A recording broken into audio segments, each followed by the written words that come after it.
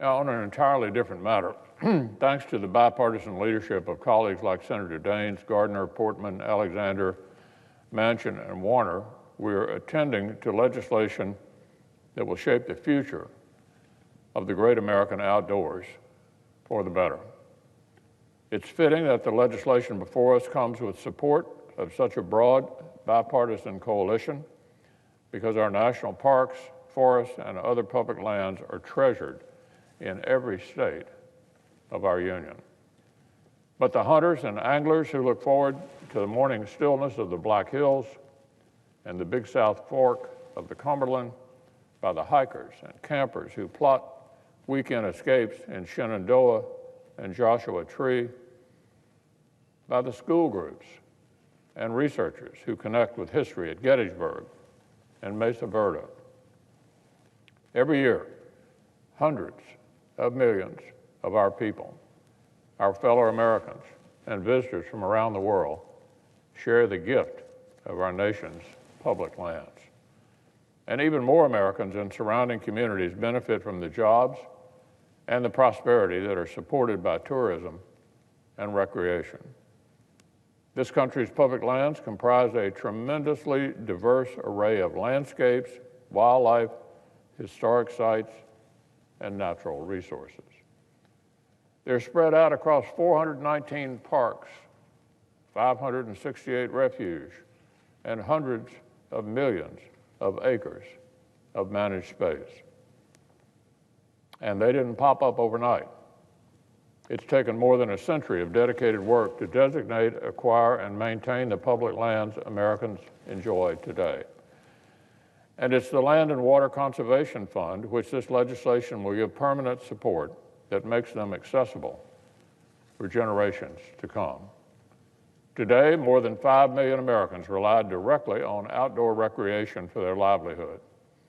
They contribute to $778 billion in economic activity. In recent years, their industry's growth has outpaced an economy that was red hot in its own right.